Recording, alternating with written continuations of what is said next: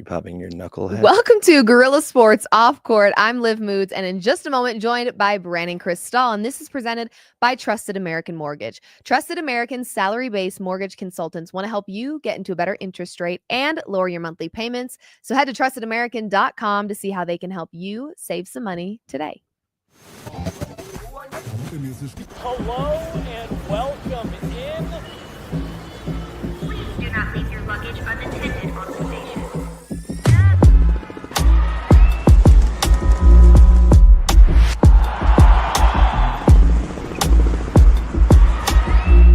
Welcome to the show. What is going on, everybody? Welcome to Gorilla Sports Off Court. I am Liv Moods. That is Brandon Cristal. And wow, has it been a week for the Denver Nuggets. Coach Malone and general manager Calvin Booth both fired in the same day. And then, What? Yes, what? It did happen. It was real. I was wondering if it was clickbait, but once Shams put it out there, I was like, yeah, this is feeling pretty real. It was like the Luka trade where I was like, did he get hacked? That's one of those you're like, is this the real Shams? Is it fake Shams? Right, because anyone can get a blue check mark these days. You get a blue check mark, and you'll see pay because for it. it happens mostly around the NFL draft and free agency. There'll be fake Adam Schefter accounts Of course. that have the exact same picture, written almost the exact same, but like has an extra F in there. Yep. Well, you know, If you're not careful, you will be deceived. But it was pretty much in that moment once Shams put it out there. I was getting calls from David in the office saying, hey, can we get an emergency pod? I was getting calls from Brandon. I was getting calls from my mom. I was getting calls from one of my best friend's boyfriends who I'm also very close with, who's a huge Nuggets fan. And everyone's like kind of in a spiral, kind of chaotic, which rightfully so, right? 3 regular season games left. You fire your head coach, the most winning head coach in franchise history. Well, when this team was percentage-wise now, David Adelman has surpassed him in terms of winning percentage. But sorry to slow your momentum down. Ignore him, please. Everybody that is tuning it's 100% a fact. He's the winningest coach in NBA history because when you fill in as a head coach, like when Michael Malone skipped the Pelicans game in New Orleans on that Friday, no Zion, no Joker, still a Nuggets loss that may end up costing him a playoff spot in terms of seeding. He stayed here for high school volleyball. Understandable. David Adelman, more than capable. Yeah. That loss goes on Michael Malone, just like the win would have gone on Michael Malone. Yeah. The most famous example of that, Luke Walton filled in for however many months with the Lakers when I can't remember who the coach was. Was it Phil was out? I can't remember who was out, but he ends up coaching there for like 3 months and goes 20-5 or something. But the coach of record was the coach of record. So it was obvious Luke could coach, but he got none of those wins, none of those losses. So David Adelman has coached 1 game. He is undefeated, the winningest coach percentage-wise in the history of the NBA. Well, shout out to him. But you fire the coach that has the most wins. Right. The most wins in Nuggets franchise history gets fired. And then the Nuggets have a game against the Sacramento Kings, which it's not a team that you want to sleep on at all in any capacity. They've got a pretty high power offense. And I don't think many Nuggets fans knew what to expect, right? When you fire your head coach and your general manager in the same day with 3 regular season games left as a 4 seed, it does strike a lot of concerns and questions. And why didn't you let Coach Malone just finish out the season? What was going on behind closed doors that we weren't able to see? But then you watch the game last night, and it does feel like one of maybe the best team wins we've seen all season. Is that saying a whole lot? Maybe not. Maybe not. We had Nikola Jokic with a 61-point triple-double, and it was accompanied with a loss. So there's been a lot of streakiness with this Denver Nuggets team this year. But I will say last night, even in pre-games and during warm-ups, very joyous, very relieved is how this Nuggets team looked. And then you got to see a win come out of last night's game where Nikola Jokic didn't have to do everything and be everywhere. And that was a really great feeling because so much of this season has been get Nikola Jokic the ball, he'll figure it out. And a lot of times he does. And a lot of times that process works. But we also, in the process, started to see Nikola Jokic grow very frustrated, visibly frustrated. And he's not one to express his frustrations. We saw those quite a bit this season. We saw Peyton Watson and Aaron Gordon getting into it. It was clear that tensions were high. Not only were tensions high between the general manager and the head coach, but it was starting to trickle down and affect the team. So when you've got the best player in the world, his opinion matters. His voice matters. Last night was a win, and it was a team win. Nikola Jokic didn't have to do everything and be everywhere. We've got a clip from Nikola Jokic speaking after last night's game. Let's check out his thoughts. We'll reconvene and recap last night's game, talk about what we liked about it, what we saw, and what we hope they'll do on Friday. Let's check it out. Feel like you needed to use your voice more tonight in huddles?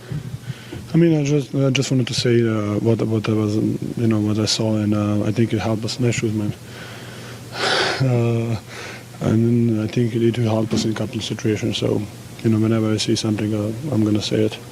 How do you feel like the decisions that were made yesterday could spark this team to get you off on a run here?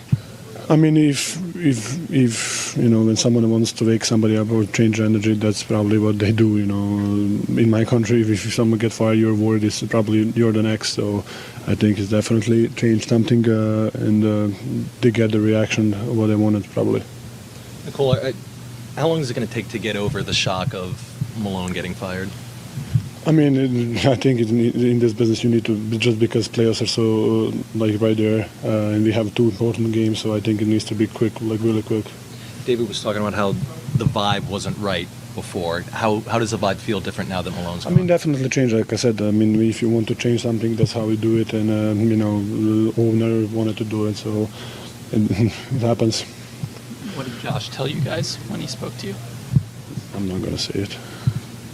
Have you had a chance to talk with Michael at all since? Yeah, I texted to him, yeah, so I know. So it was a 10 years relationship, so it was just, it was a heavy day for everybody, probably especially for him and his family, so, but, I would say it's part of the business, Nicole, it's pretty rare for a team to do a coach and a GM at once, and I just wondered. It's all going to be about coach and, sorry. This will be the only one for me, okay. But your perspective on the organization's reasoning, and when you did talk to Josh, how do you feel about the reasons they did this?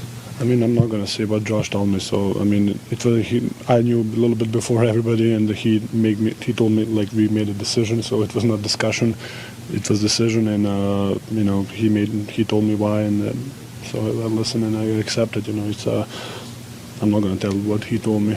I'm going to keep that private. What does David Adelman bring to the head coaching position now?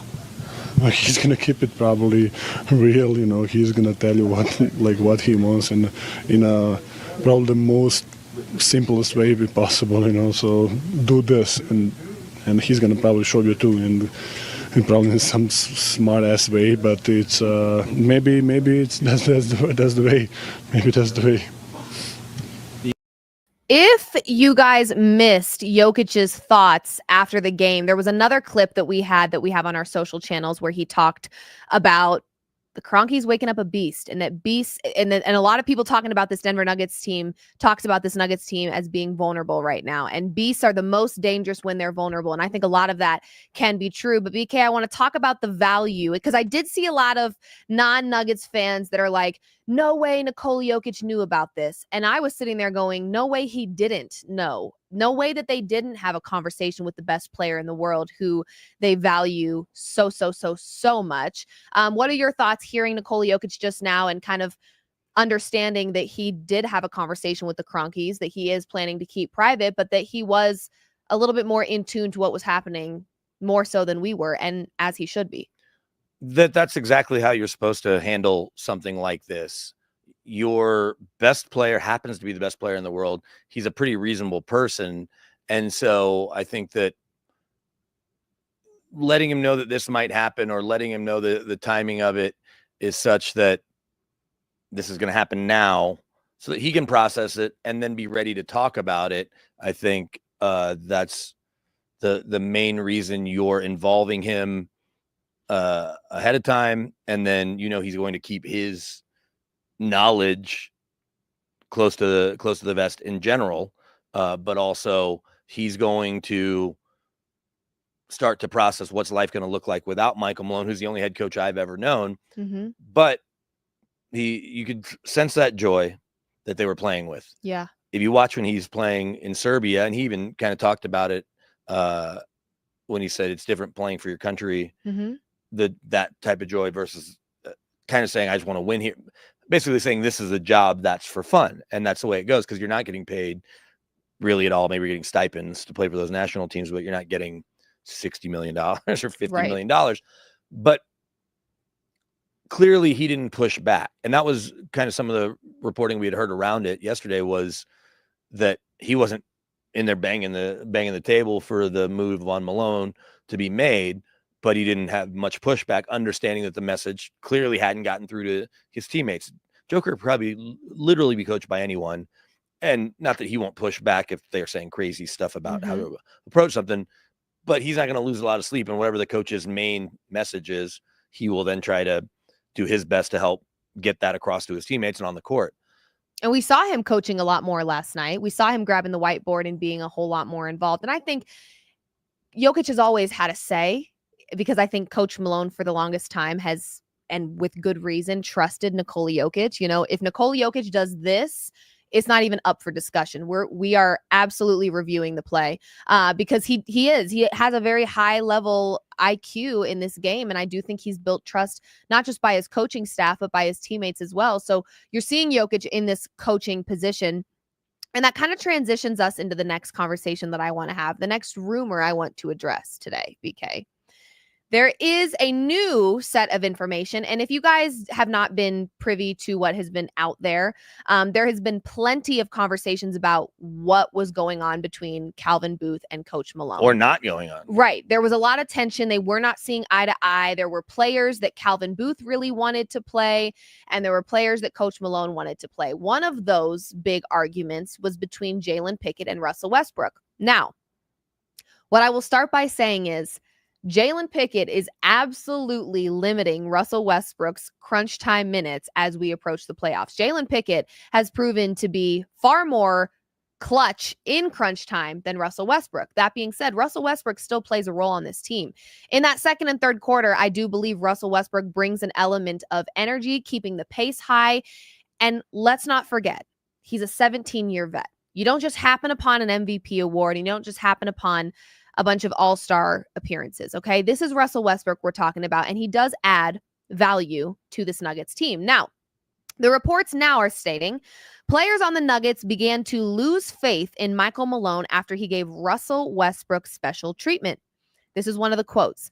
All the while, Malone's choice to continue supporting Westbrook despite the frustration he was causing on and off the floor ultimately led to a loss of credibility among the team's key players. It was one thing when Malone handled Jokic and Murray with more leniency than the rest of their group, but affording Westbrook that sort of treatment, even with his Hall of Fame resume, wasn't received well by some. Let me say this, and it may not sit well with some of you. There are very few Denver Nuggets players, in my opinion, that had the right to be frustrated by anything this year, period. As much as I love Aaron Gordon, and I love Aaron Gordon, he was not available for the majority of this season. Jamal Murray was exceptionally streaky this year. He started his season off with very low effort. It was on full display, clear as day.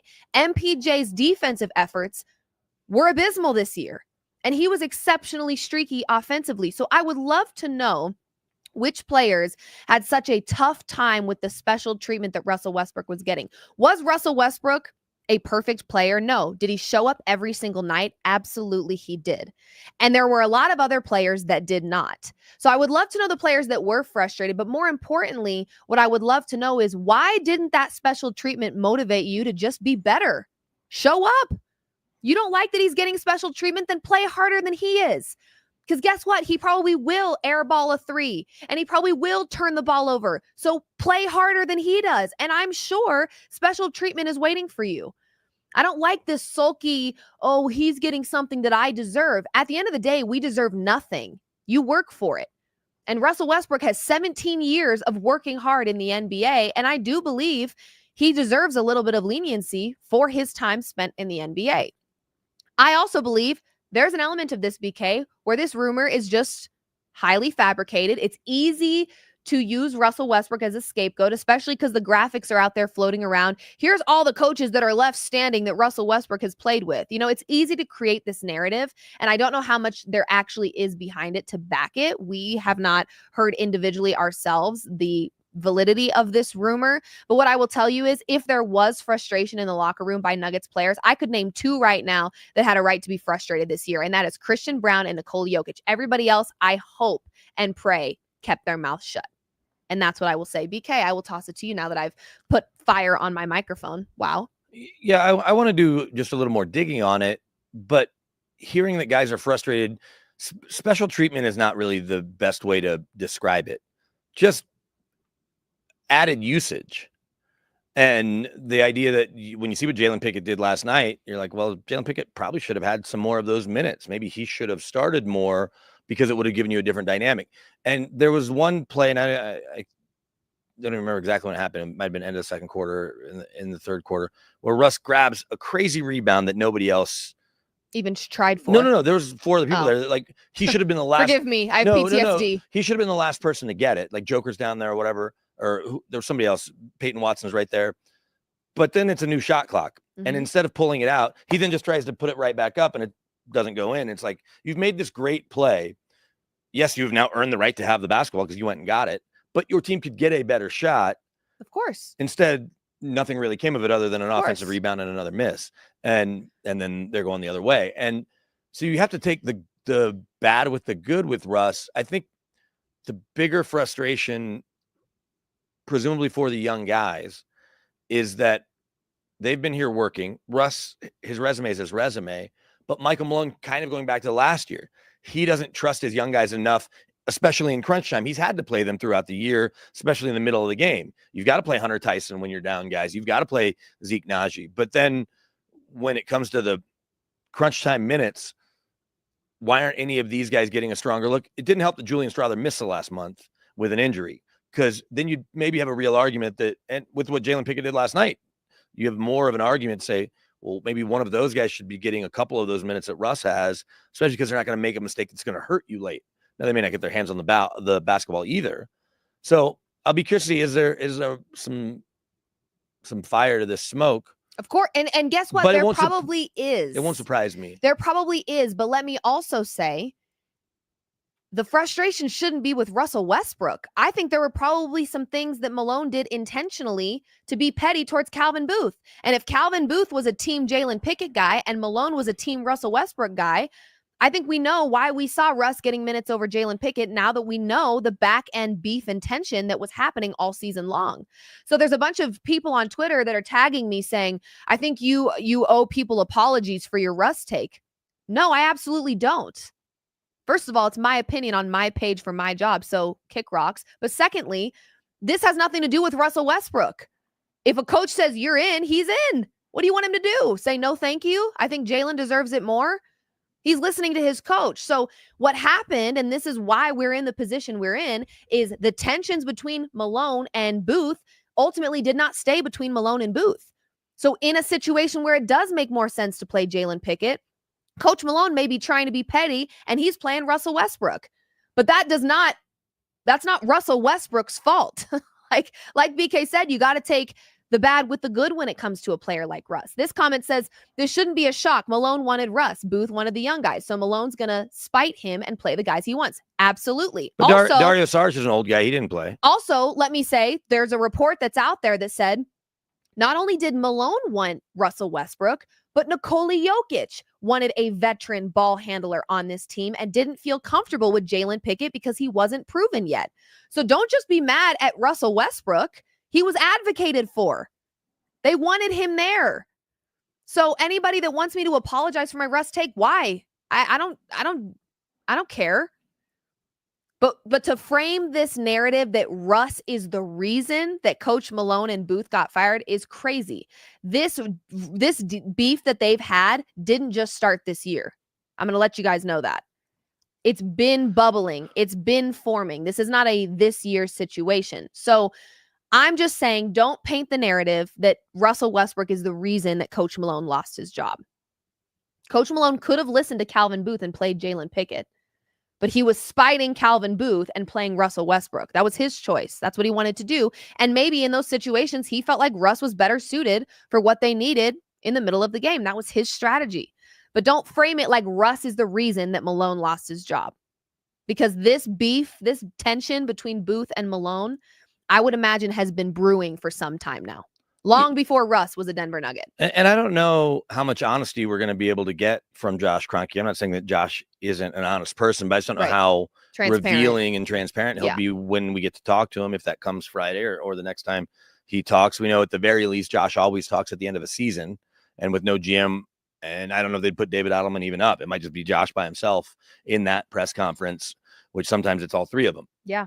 Or they'll let the coach go, then Calvin and Josh will go together in recent years, or Tim Connolly and Josh before that. But if there was this tension, how much of it went back to we touched on this, you and I, in our last show, and we were talking football, but just about the dynamics of letting Bruce Brown walk because of the money, letting Jeff Green walk because of age and money, KCP, and then KCP last year because of the money. How much did Michael Malone want any or all of those guys back? And how much of it was Calvin's idea versus Josh kind of saying, no, we're not going to go into the second or third apron to keep these guys, to try to keep this intact? Because the one thing you say about the Celtics, and I don't know exactly how they run their cap, but they've got to be going into the second or third apron, because on top of paying Jason Tatum and Jaylen Brown max money, and Kristaps Porzingis makes a lot of money, they traded for Drew Holiday, who makes a lot of money. They then gave Denver's own Derek White $160 million coming off a championship, because they knew how much Derek White meant to their team, and they'll pay the penalty to have that team intact. And, there's some bench guys that are still there as well. The Nuggets understandably moved on, and the way it's structured salary wise, I understand why they did. But if Malone wanted any or all those guys back, how much was that Calvin just saying, no, we're not going to do it, versus Josh saying, yeah, we'd rather not pay that luxury tax? Yeah. I think it's more, it's unfair to say that Russell Westbrook is the reason that Coach Malone lost his job, and ultimately Calvin Booth also lost his job. But I do think it's fair to say that maybe Russell Westbrook, the conflict between specifically Russell Westbrook versus Jalen Pickett, just shed some light on issues that have been brewing for some time and tensions that were beginning to rise, and ultimately the inevitable.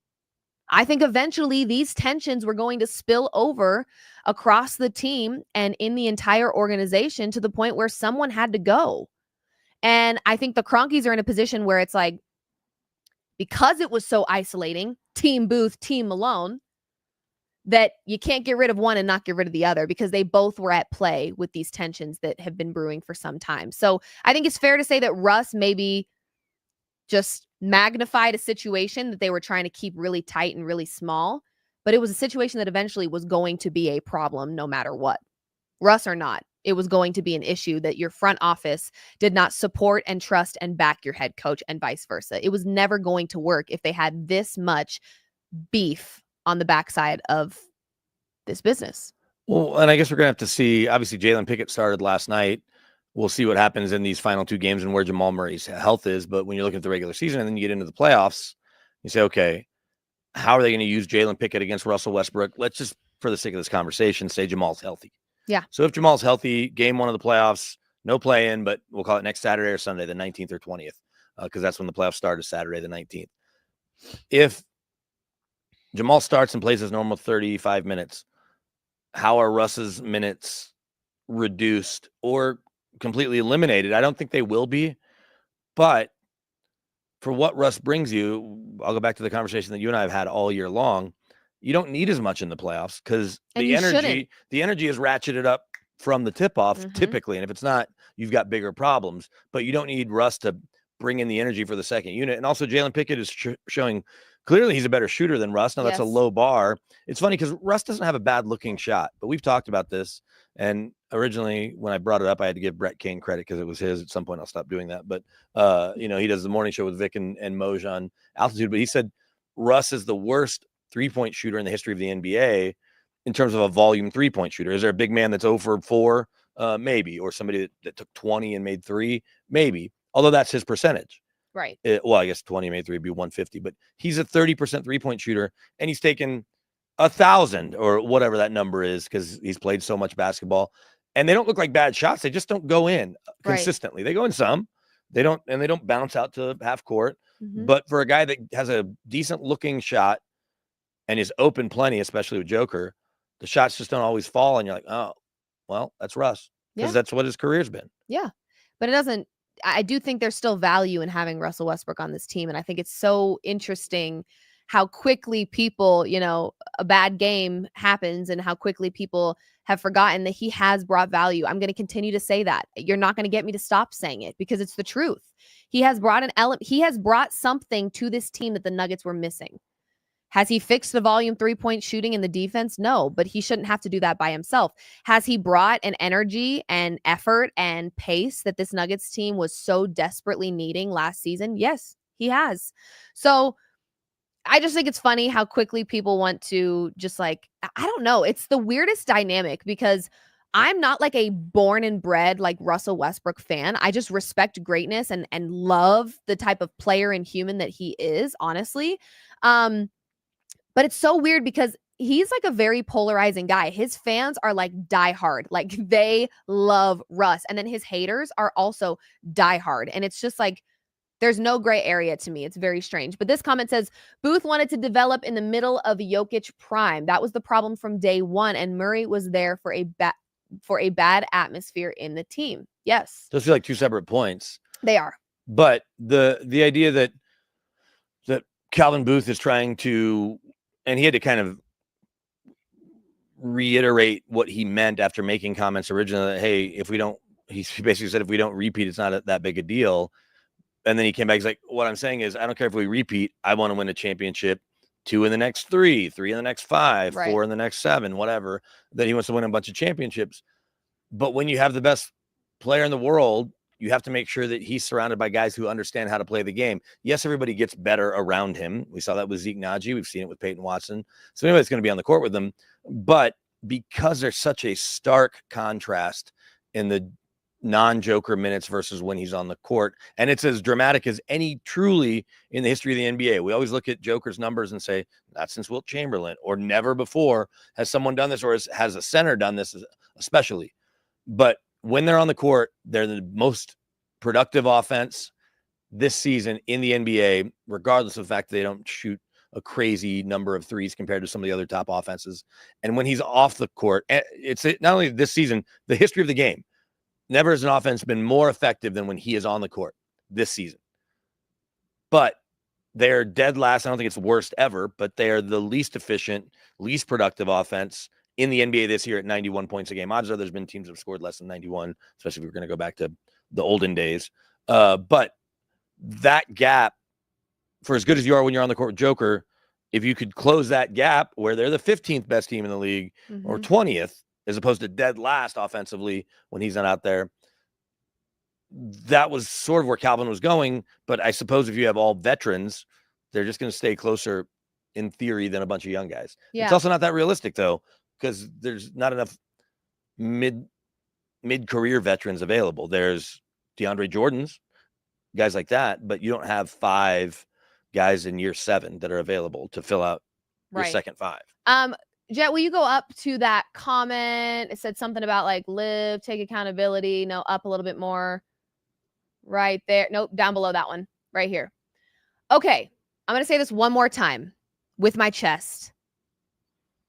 Lakers fans, please quit using your spare time in your day to try to get me to take accountability. I already have. Would you like a greeting card in the mail or an edible arrangement? Like, Jesus, I have told you, yes, this did not age as much as I wanted to. But guess what? I'm not a sissy and I'm not a coward, and I'm not going to unpin a video. I said it at one point. It's been posted everywhere. I've been NBA senteled. What more do you want me to do? We are in this position. Trust me, trust and believe. I did not want my head coach being fired. I did not want my general manager being fired with 3 regular season games left. I have taken accountability. Any person that actually tunes into my shows, not just to be a troll, but actually to listen, knows I have taken accountability. I have said, Lakers fans, you did warn me that in the playoffs, Russ is a very different version than the excitement I was seeing at the beginning of the season. I've seen that. I've also taken accountability in the fact that his minutes will be limited because these turnovers are exceptionally costly. I have said these things. So I need everyone to stop having selective hearing and understand that when you tune into only one show here and there because you see Russ in the title, it's not going to be a slanderous Russ event. But I have said many, many times to Lakers fans, I don't know if you guys need me to like tattoo it on my back or what, but like, I get it. I see what you guys are saying, but I'm also not going to sit here and disrespect a 17-year vet. That's the difference. Lakers fans, when you guys are upset or want to prove a point, you just hit below the belt.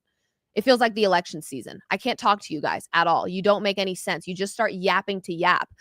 What I will tell you is, yeah, you guys warned me about this, and I'm seeing it right in front of my face. And I've talked about it with BK many times on the show, that what we're seeing from Russ, those little mistakes that he made at the beginning of the year, are now costly. I get it. I'm here, and I have taken accountability maybe 5, 6, 11 times. I think I actually took accountability when there were 7,600 people live watching, and it was double OT against the Timberwolves. There were 7,600 of you that heard me take accountability, and yet I'm still getting tagged in the video that's on my own page. You don't have to tag me in it. I see it. It's literally pinned to my profile. It will stay there all season. So I don't know what you guys need. I'm not sending greeting cards because there's too many of you that just want to be proven correct. But I get it, you guys. I'm seeing what you're seeing. But what I will not do is blame Coach Malone losing his job on Russell Westbrook. I'm not going to do that.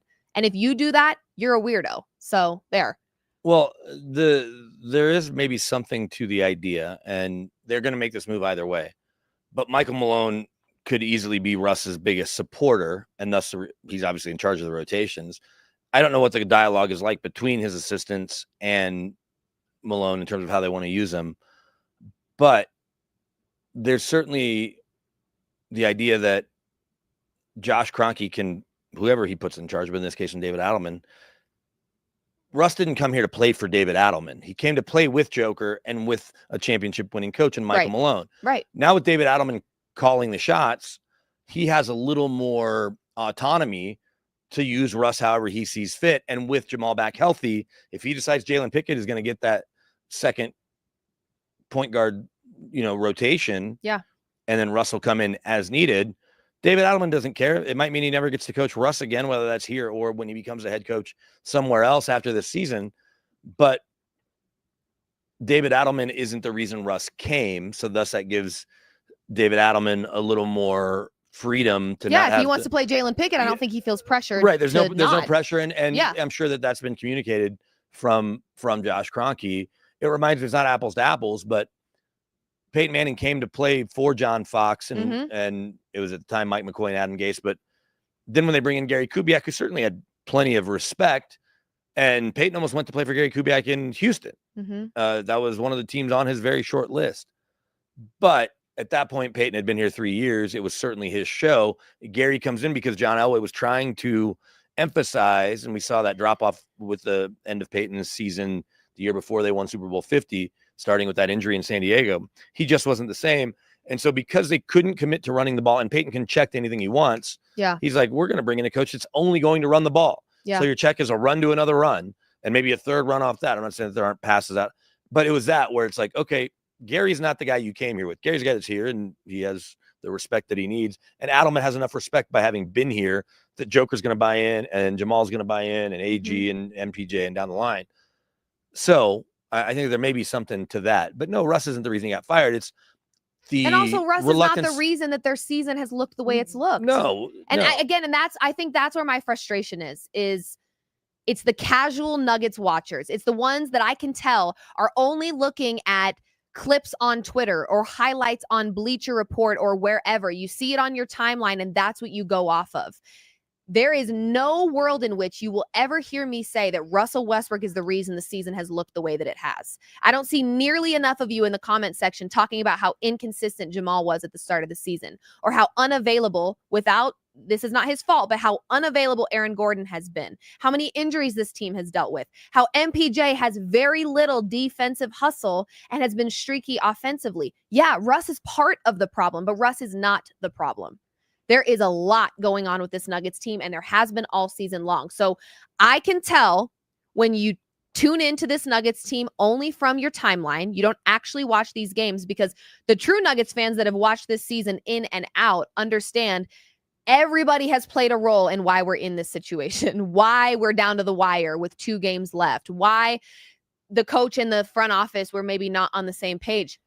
It's been a very streaky year by everybody. So you're just not going to get me to, I can admit that I was wrong in the sense that, like, maybe what I saw early in the season from Russ has not transpired and continued and been consistent. But you're not going to hear me blame Russ for the problems that the Nuggets have, because it goes far beyond that. Only morale. I support whomever starts. I am just saying when Russ started, the team won. Yeah, only morale just wants me to sit here. He just wants to crucify me. Only morale. If you want to crucify me for having high hopes for Russell Westbrook, crucify Jokic too, because I'm pretty sure he wanted him here and saw the same things that I saw and saw that he could bring great things to Denver. So crucify the best player in the world. See how far that goes. But also, just relax, only morale. You know, I certainly don't need to defend you. You're more than capable of doing that and have.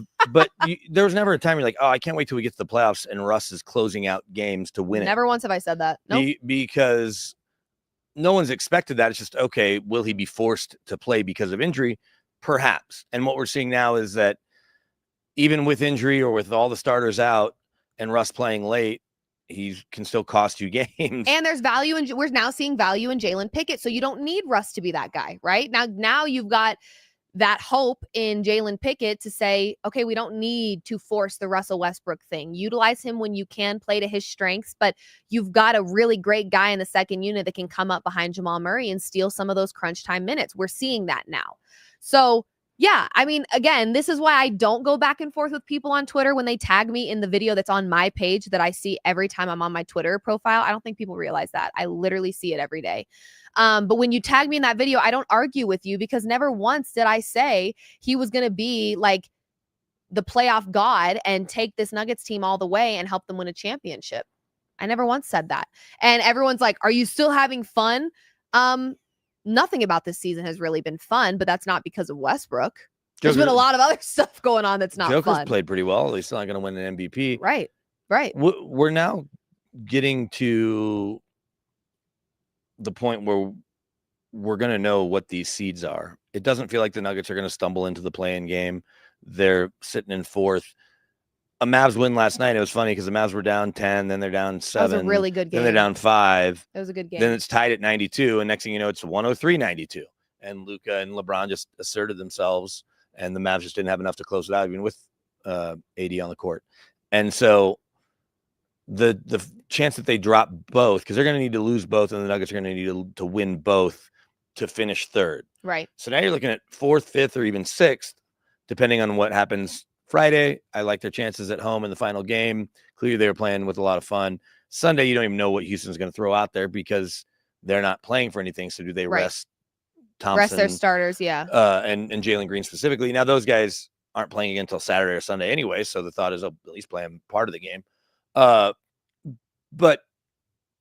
I think fans need to start wrapping their mind around the idea that the Nuggets are going to finish 4th or 5th, and most realistically 4th. And then that means a second round trip to OKC if you get past whoever the 5 seed is.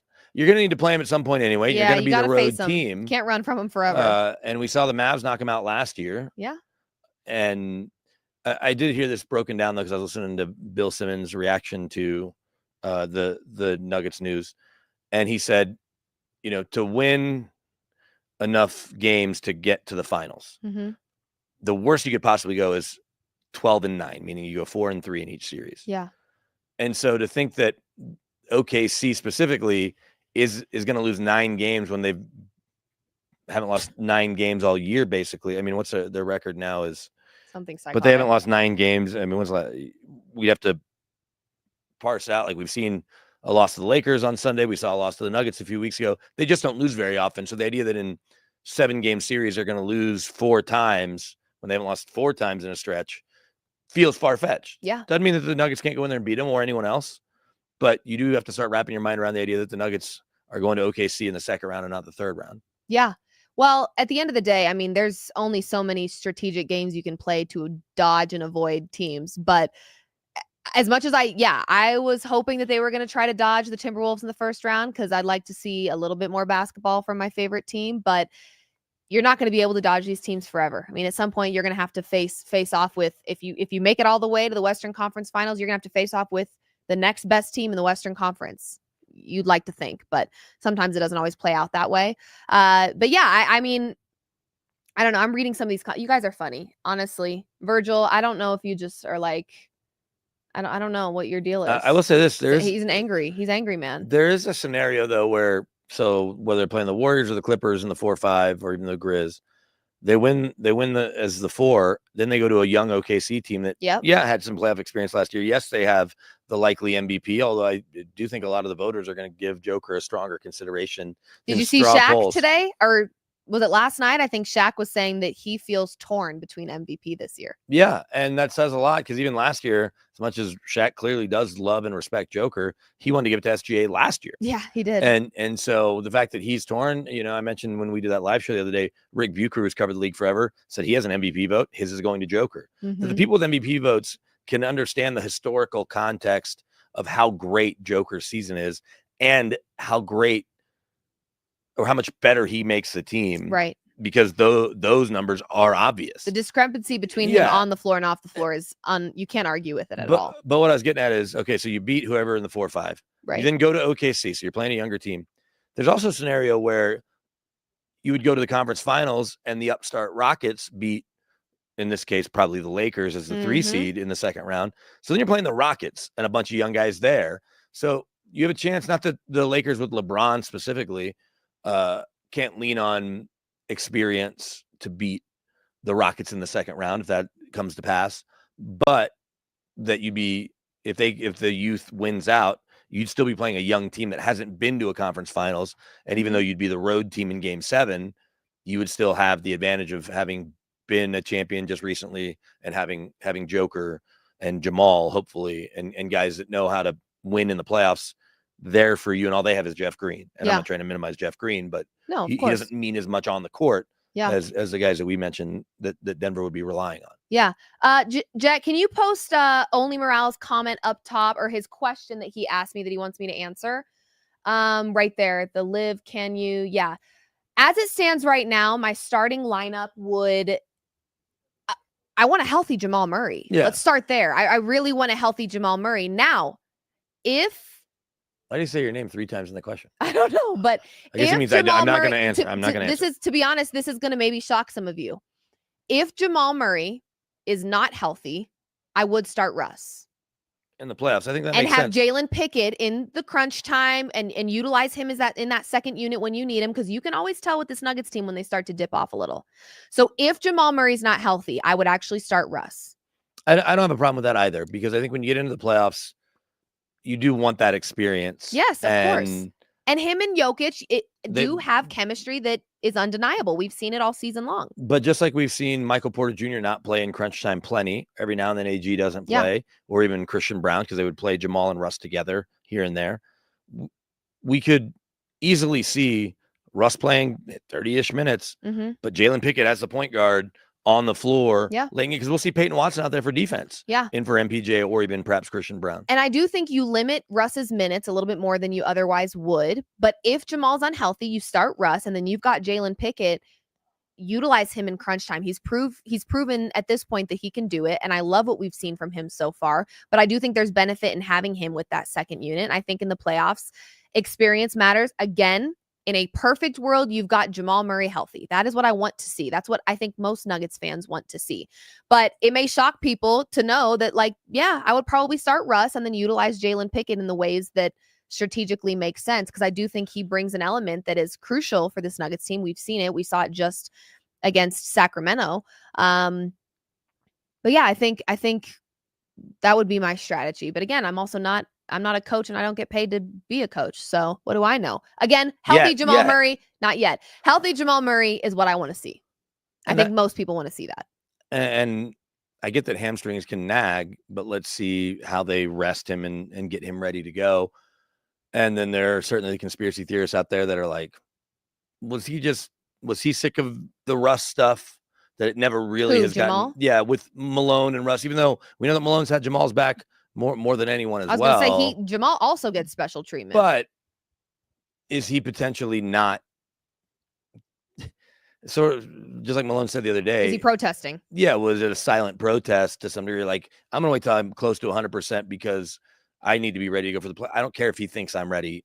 I need to be there mentally, because this goes back to him coming off the knee injury where he had been cleared, and Malone would tell us, and I think it was out of frustration and out of Malone's kind of personality, he would say that he's cleared. I don't know why he's not out there. But then we talked to we talked to Jamal at the end of the year.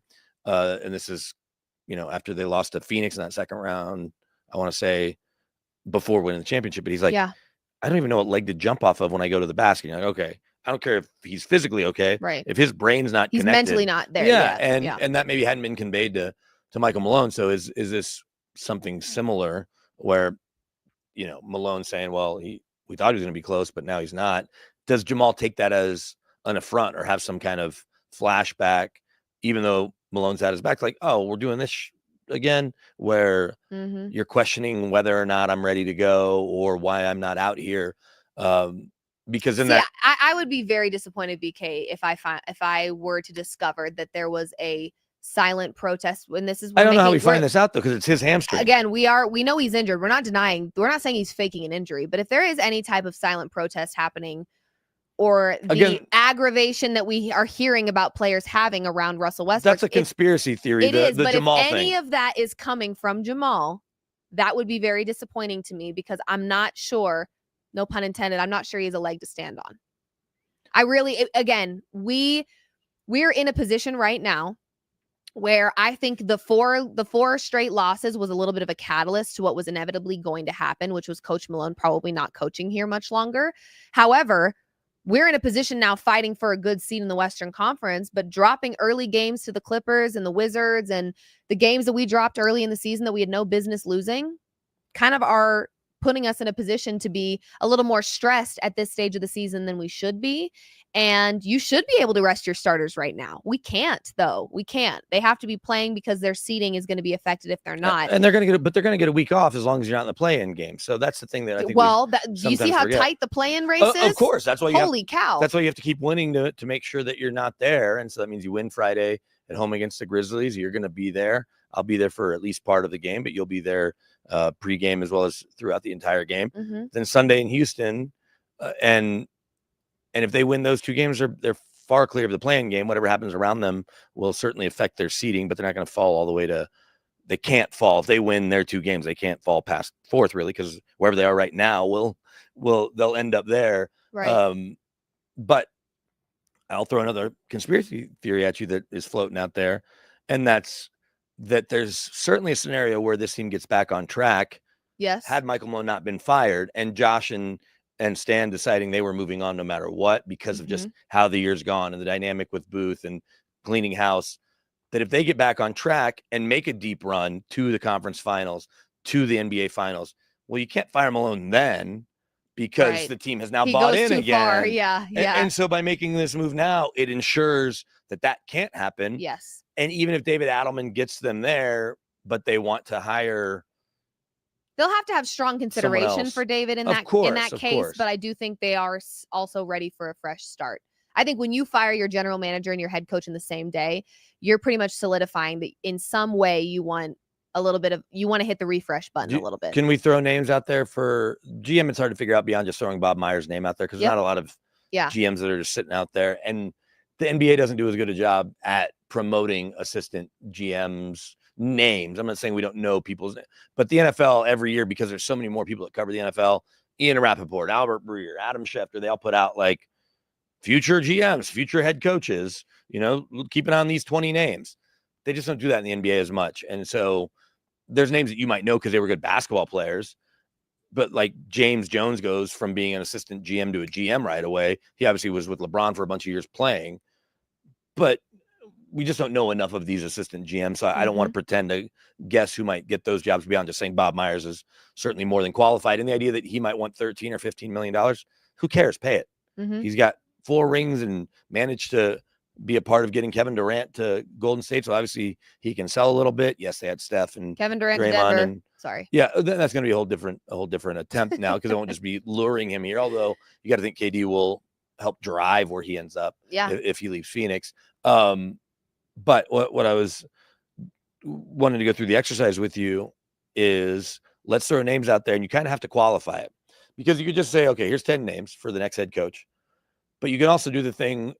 Adelman will probably, if they win these next 2 and win a playoff series, will certainly be in strong consideration. But there's a handful of other names with Malone ties on the bench. Ryan Saunders, who's here now, Flip's son, Wes Unseld Jr., he was here for a long time, let go by the Cavs a year ago, if my math is right on that, and look at what they've done since. And then Micah Nori, who's the number one assistant for Chris Finch in Minnesota, was here for a bunch of years. So does Joker love him? Potentially. But so it's like we almost have to do the exercise of Malone assistants, and maybe Popeye Jones gets an interview. Maybe Ryan Bowen does. Like, let's take Malone assistants, put them over here. Let's go all non-Malone assistants, even if Adelman's resume is in theory better because of what he's able to do here. Right. And that will carry different weight. But do you want to go through that just for a second and look at some of these names? And I'll throw them at you, and you tell me yay or nay if you even want them in strong consideration. Because there's about 8 to 10 names that are obvious. Okay. Yeah. So the first is the one that we talked about the other day in Chauncey Billups. Certainly that wins you the press conference. His teams play hard. Yay. Phenomenal player, Hall of Fame player. There were some people that like really strongly agreed with that. And then people that were like, no, I don't want him here. He's a bad coach. I'm like, is he a bad? I don't know if he's a bad coach. I'm yay on Chauncey Billups. Okay. We're going to go local point guard ties. Becky Hammond, who was in the NBA for a long time on Greg Popovich's staff, now won a couple championships with the Aces. She's a name that keeps getting mentioned. I don't know if the Nuggets are going to be the team to take that chance. In fact, I'd be willing to bet they aren't. But does Becky Hammond move the needle for you? I mean, yeah. Her pedigree I think her pedigree speaks for itself. I mean, I think I know why people would have reservations there, to which I say, get over it. Oops. Did I just say that out loud into the microphone? But yeah, that's a yay for me. I mean, when you've got a pet, and I'm sorry, but I think we talk about backup quarterbacks a lot and how much they can learn under a successful veteran. I don't think working under Pop is any different. Yeah, for a long time. I think when you work under him for that many years, you learn a lot. And if there is if successful coach in the NBA had a face, it would be Pop. No question. So I think her pedigree is enough for her to absolutely have a chance. And any person that doesn't think she deserves one, I think you just got to get over it. Taylor Jenkins, who was recently let go and runs a really European influenced offense where he actually got rid of almost his entire staff and brought in a bunch more European coaches. Yeah. And only kept like 2 guys from last year's staff. Taylor Jenkins. You might be surprised at my answer, but Taylor Jenkins is a nay for me. Okay. Nay. And I'm going to tell you why. I think what this Nuggets team right now needs more than anything is a culture that's reestablished and someone that walks in and says, figure it out. And just based on John Moran and how the Grizzlies moved, they were a young team. It felt like he never really got control over that group. I don't think he's a good fit here. Now I'm going to throw you a couple names of guys that have rings, but one currently out of work, and Frank Vogel won a ring with LeBron in the bubble, got let go in Phoenix most recently. Frank Vogel do anything for you? That's a so-so. Okay. No, I don't hate it. I wouldn't be like jumping out of my seat about it, but I don't hate it. Speaking of Phoenix, plenty of people think Mike Budenholzer, Coach Bud, could be one and done. He also has a ring with the Bucks and Giannis. I Does think Coach Bud do anything for you? a little bit more than Frank. Because his ring wasn't in the bubble. No, I'm not bubble shaming, but I don't know. I think the dynamic of working with a guy like Giannis and working with a guy like Jokic, there's quite a few similarities there. And he's been around Kevin Durant and Devin Booker all year. Yeah. So I think when you just, I'm not saying it's difficult to work with superstars, but it does take a level of like trust and listening, but also telling and coaching and strategy. You know, there's just a lot. And I think that's where those things started to get blurred with Malone, where it felt like, what's your game plan versus what's Jokic's? And do we have a game plan outside of Jokic, or is that the game plan? You know, there's just a lot of elements there. So I'm more on board for that than Frank now. And with people that have jobs, it gets tricky. Like Chauncey has a team option. Yeah. Can he talk the Blazers into not picking that up? Perhaps. Budenholzer would probably have to get fired because you don't want to deal with a guy that's got 3 or 4 years left. And do you have to trade for him? Right. So you're probably not doing that. Obviously, Frank Vogel's just out there. Right. But a couple other coaches that have jobs but would have potentially some interest because of local ties. Jordy Fernandez in Brooklyn. The Nets certainly aren't setting the world on fire. I don't know his contract situation. He also coaches Team Canada, but he was an assistant here for a bunch of years. Does Jordy Fernandez excite you at all to potentially reunite in Denver with Joker and Jamal? No. Especially because he was Jamal's Canada coach. And I was just thinking that the moment you said Team Canada, I was like, yeah, I'm good. I'm good. Because I do think it takes a very I think Jamal's a little testy. I think you got to be a little careful about your delivery with him, how and when you speak to him, and how you coach him, and how you just let him fly. There's a balance here, and yeah, I'm not here for that one. That one's a thumbs down for me. Steve, before I get to that, a couple more coaches, or one more local ties under contract. I'm pretty sure certainly has a job right now. But Jamal Mosley played his college ball at CU, grew up under Rick Carlisle, certainly George Karl for a lot of years before that, and then now has done a really good job in Orlando. But maybe the thinking is he's gotten the Magic as far as they can go. Would Jamal Mosley interest you here? Because he's 2 years younger than Chauncey, so he's probably 45, 46. Does Jamal give you a thumbs up? Yep, that one's a thumbs up. And then I heard Mike D'Antoni's name out there. I mean, Mike D'Antoni's got to be 70. But I'm not judging the geriatric crowd, but it does. He also hasn't coached in forever. I always worry a little bit about the older that they are. I don't think age is but a number. I get it. But also taking breaks. We talk about it a little bit with the fact that like the game's always evolving, and not that I'm sure he's tuning into all the games and he knows how it's evolving, but I think it's different to be in it than to be watching it. So, so on that one. And then I saw this in some report, as they're going through this list. He's under contract. You have to think almost forever. And almost forever. And I don't know why he would want to. I mean, I know why you want to come here because of Joker, but I don't know his contract situation specifically. But Eric Spoelstra is a name that was thrown out there, and you're like, well, if Spo was somehow available. I don't dislike that one. I think it'd be hard. Look at how the Heat it would be played. tough, but no, I'm saying it'd be tough to get him away from Miami. That's what I'm saying. It would be tough to get him, but I don't hate it if it's possible.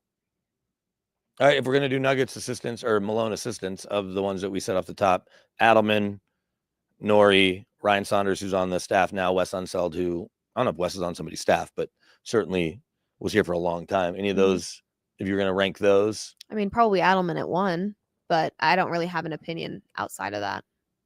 Not yet anyway, but I will.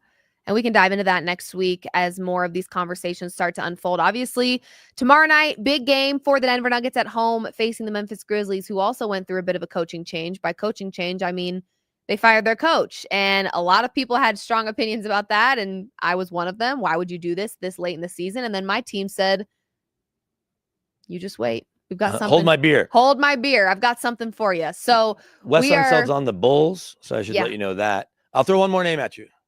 I got to look it up, but here. Because I think he was retiring, but would you take, and you talk about strong ties to Joker. Yeah, I love a strong tie to Joker. Would you take legendary 75-year-old Serbian coach Svetislav Pesic at 75 to come over? Because I think the Olympics, what didn't he basically say he was done after that? Mm-hmm. Didn't he say it in that documentary? If they could pry him out of retirement, and the grind of an NBA season for guys never coaching the NBA seems crazy. I was going to say, I do think the NBA is just so different that with no experience there specifically, and you're older, I as much as I would love that storyline, and I'm sure Jokic would love it as well, it just doesn't seem like it seems like that would be a coach that we'd have as long as Jokic is still playing. Sure. And then after that, you've got to restart again. But so he's 75, but also the idea that he's coached the Serbian players, and those guys are raised a certain way. Yeah. And grew up. Clearly they are raised correctly. No, look at Jokic. I understand, but that's different than dealing with young American kids and all their money, and all the stuff that comes with coaching. There's a cultural difference there. So if you could trade for Bogdan Bogdanovic and go get a couple more Slavic players, just build a Serbian team, and I guess figure out how to use Dario Saric, who's not from Serbia, I don't think, but just guys are from the Balkans, from that region.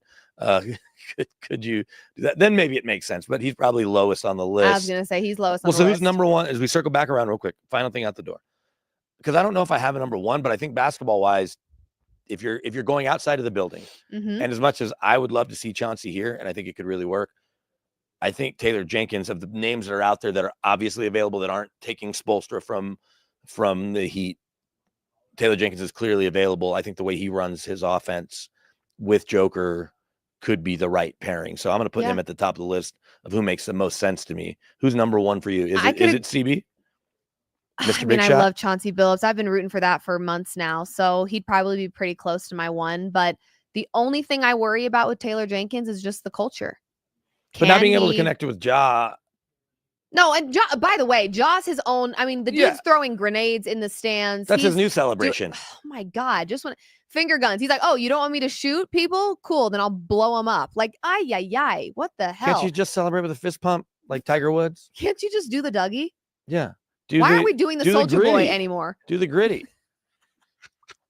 My 6-year-old was doing that at soccer practice yesterday. Do you know how to do the gritty? Not well enough to do it on camera right now. Maybe if you get me in another time when I'm in a better mood. I'm not in a bad mood. Okay, so whatever way we can make BK in a better mood for the next show, that will be happening, because if I don't see him do the gritty before... If the Nuggets beat the Thunder in the playoffs, I'll do it. Oh, frick off. You're making it impossible. How's that impossible? We just talked about the scenario where... What if they advance past the first round? Depends on who they're beating. No, it doesn't depend. It's either a yes or a no. Will you gritty on camera in the middle of a show if the Nuggets advance past the first round? I'll strongly consider it. Okay, on that note, this has been another Guerrilla Sports Off Court. We will keep you covered on all things Denver Nuggets following tomorrow's Memphis Grizzlies game. I'll be at Ball Arena, so I'll get you some pregame coverage, some postgame coverage. We'll keep you covered. And then, of course, last regular season game Sunday versus the Rockets. So we'll keep you up to date. And, of course, all throughout playoffs, you will also be up to date via Guerrilla Sports. So subscribe to our YouTube, follow us on socials. I'm Liv Moods. That's BK. Thanks for tuning in.